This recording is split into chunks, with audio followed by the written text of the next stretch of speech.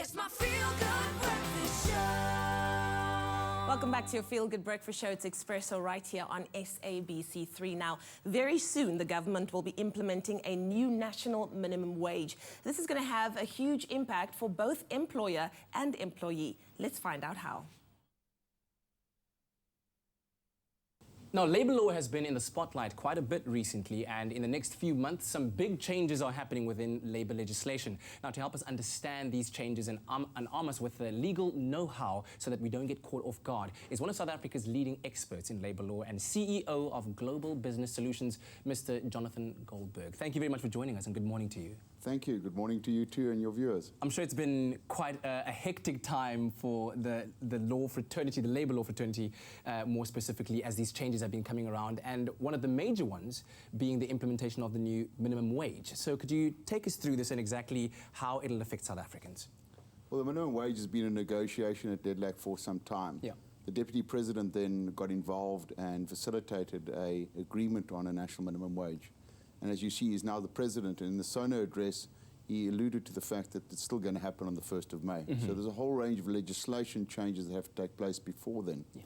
But basically, the minimum wage is going to be 20 Rand an hour from the 1st of May. That's still on track. And there's a minimum working hours of 4 hours a day. So in other words, someone would have to earn 80 Rand a day. Yeah. There is an exception for domestics and farm workers. Farm workers at 90% of that 20 Rand, and domestics at 75% of that. For the first 2 years, they will be pegged at a percentage of the national minimum wage to ensure that there aren't huge job losses at those very low levels and skills levels. Yeah. So now, what about the law as it relates to paternity leave? Because that's also been a contentious issue for quite some time, and how also it relates to same-sex couples. So if you go back and look at this was in a private member's bill. It'll be a change to the Basic Conditions of Employment Act, which seems to be a little bit behind the other legislation, but it's coming, and there's more paternity leave. So the proposal, which will go through, I believe, into legislation, is 10 days paternal leave if you are the father and you can prove that on the unabridged birth certificate.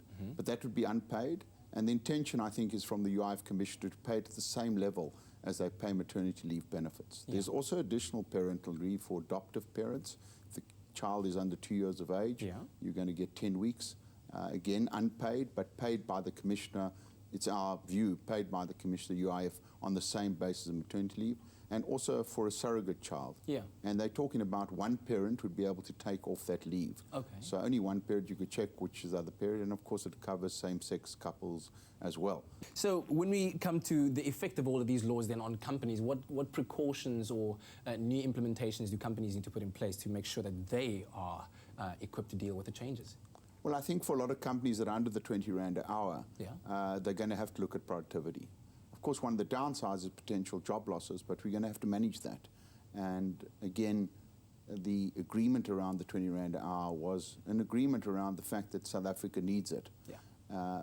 But the issue that we're going to have to watch very carefully is job losses. And the way to sort out the job losses is really become more productive. So we have been working with companies. They've really done a lot in respect of productivity, especially in the manufacturing space. And 20 Rand an hour is at the lower levels. We're worried about the effect on farms because, again, we saw the effect of the sectoral determination going up some 5 years ago by a massive amount and the effect it did have on employment numbers. But we're going to have to manage that. There's also an exemption procedure, and I think the Department of Labour has done a very good job. Initial view is that they're going to have an exemption procedure that's automated. So if you are already in a financially poor situation as a company, you'll be able to apply for an exemption from the national minimum wage. Okay. And it'll be automated, quick and easy to do. Yeah. And of course that's a massive concern for employees, especially those at the bottom of the breadline, so to speak. So how do they protect themselves and ensure that they can hold their employers accountable in given situations? You know, we have some of the most advanced labour law in the world. And the Commission for Conciliation, Mediation and Arbitration, the CCMA, is a very effective mechanism for employees to freely and cheaply take their cases on where they've been unfairly dismissed or unfairly treated. And the CCMA is now given jurisdiction to police, for instance, the minimum wage. So they are the custodians again of the national minimum wage. And that system is well known to workers. It works very effectively. I actually think we've got probably one of the best dispute resolution systems in the world through the CCMA. So they've done exceptionally good work with limited budgets and not huge increase of budget, but huge increases of volume of work and acts that they now have to police. The national minimum wage is a new act that they're going to have to police, and I think that is very good because workers, employers are used to that particular system. Well, clearly a lot to consider, but thank you so much for your time and expertise, Mr. Goldberg. Now, if you're an employer or would like to get a better grip on how to navigate through these legislation changes, you can check out the National Employment Conference taking place at Empress Palace on the 8th of March. And if you'd like more information on the conference, then visit the website globalbusiness.coza.